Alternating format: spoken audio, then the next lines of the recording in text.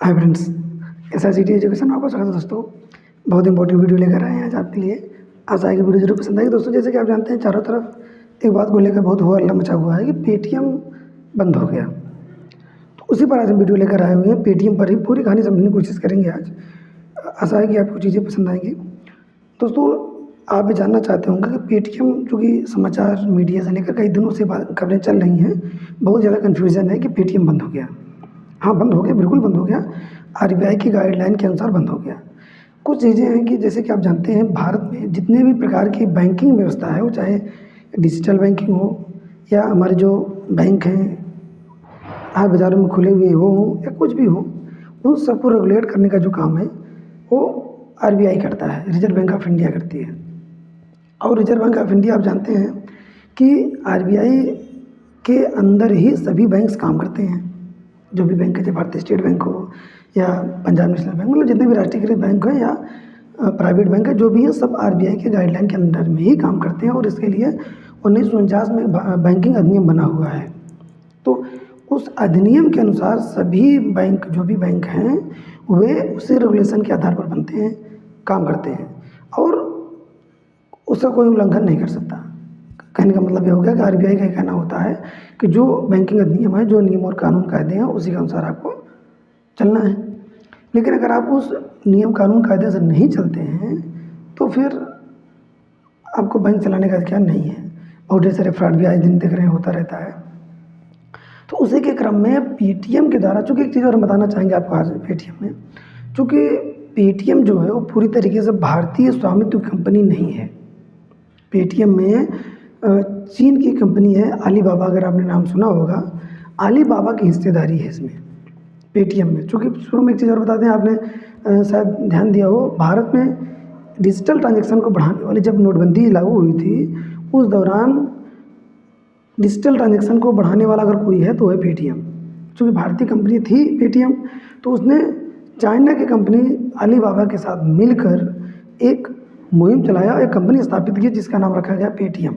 और उसमें ज़्यादा हिस्सेदारी जो चाइना की कंपनी है अलीबाबा उसकी है, और कम हिस्सेदारी जो है जो भारत की पेटीएम कंपनी है इनकी है। तो आपको बताना चाहेंगे कि ये दोनों कंपनियां मिलकर पेटीएम की स्थापना करके चलाती थी। अब समस्या उसमें ये भी थी कि जो भारतीय नियम कानून कायदे हैं उसके अनुसार उनको चलना था।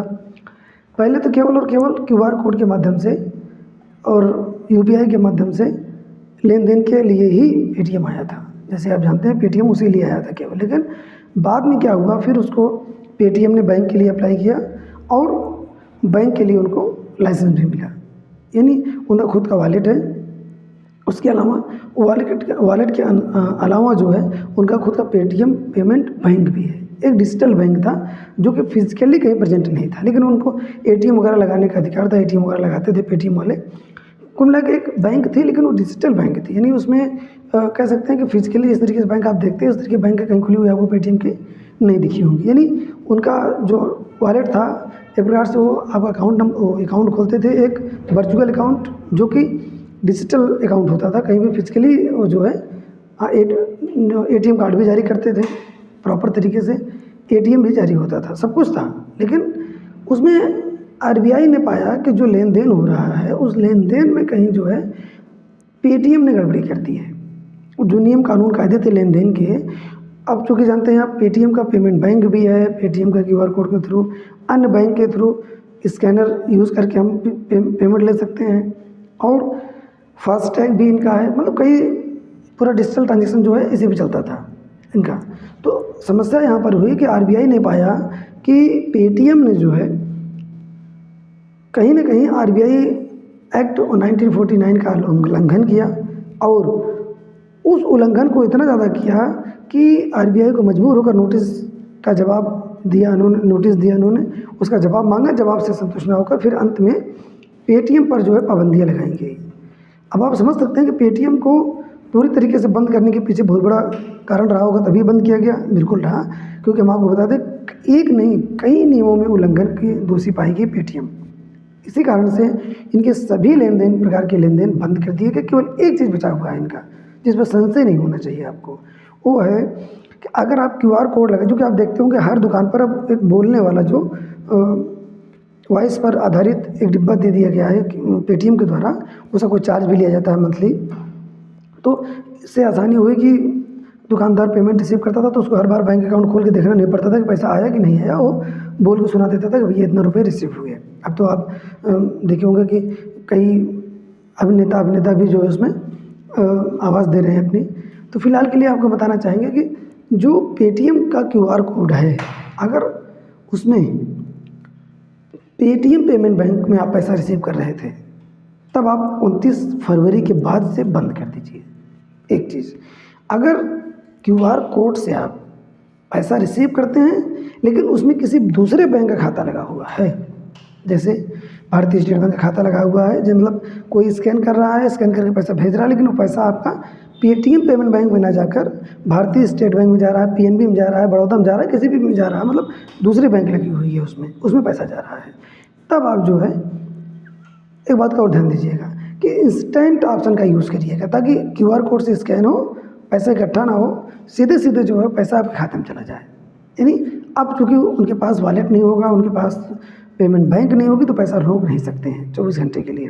क्योंकि जैसे आप जानते थे अभी तक क्या होता था, समस्या ये थी कि जैसे 2 ऑप्शन आते हैं हमेशा कि आप इंस्टेंट, जैसे QR कोड स्कैन किया गया और उसको डायरेक्ट भेजा गया, डायरेक्ट खाते में पहुँच गया, एक चीज़। दूसरी चीज़ कि क्या उसको दिन भर रिसीव किया गया, पैसे को दिन भर स्कैन किया गया और जाकर कल अगले दिन जो है 10 दिन पहले खाते में आपका पैसा ट्रांसफ़र होता था पूरा।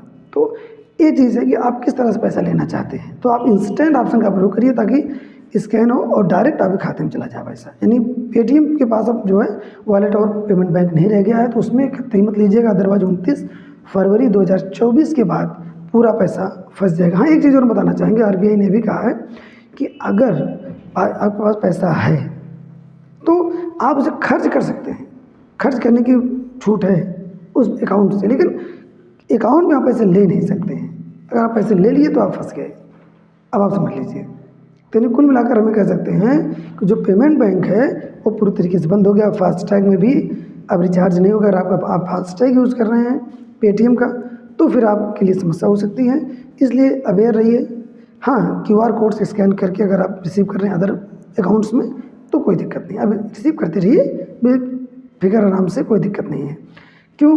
क्योंकि ये जो रोक लगी हुई है अभी, ये फिलहाल लाइसेंस रद्द नहीं हुआ, लेकिन अस्थायी रोक लगी हुई है। तो देखना कि आगे क्या होता, जो भी निर्णय होगा RBI का वो आपको बताया जाएगा। लेकिन फिलहाल यही है कि भारतीय रेगुलेशन जो अधिनियम है, बैंकिंग रेगुलेशन अधिनियम 1949 के तहत इन पर कार्रवाई की गई है, और मोटी मोटी बातें यही थी जो हमने आपको बताया। तो यानी कुल मिलाकर पेटीएम अब जो पैसे का पूरा कारोबार था वो समेटना पड़ेगा उनको। और सबसे बड़ी बात ये थी कि जो चाइनीज़ कंपनी थी अलीबाबा, उनका जो है कहीं ना कहीं जो है व्यापार ठप पड़ेगा, क्योंकि फिलहाल बहुत बड़ी कंपनी है, इनसे कोई मतलब है नहीं, क्योंकि उनका केवल एक शेयर था यहाँ पर। अब आप समझ सकते हैं ऐसे पता नहीं कितनी कंपनियों में उनका शेयर है, क्योंकि एक समय था बहुत बड़ी कंपनी है वो, और वर्ल्ड की कंपनियों में उसका नाम आता है अलीबाबा का, जो मालिक साहब उसके चेयरमैन है। तो इसलिए आप समझ सकते हैं कि उससे कोई फ़र्क नहीं पड़ने वाला है। लेकिन हाँ, ये ज़रूर है कि चूँकि जो बेनिफिट्स थे वो रुक जाएंगे। फिलहाल के लिए ताज़ा अपडेट्स के लिए बने रहिए SICT एजुकेशन के साथ। अगर वीडियो अच्छी लगी हो दोस्तों तो सब्सक्राइब जरूर करिएगा, लोगों तक शेयर करिएगा, ताकि सही चीज़ें लोगों तक पहुँच पाएँ। धन्यवाद।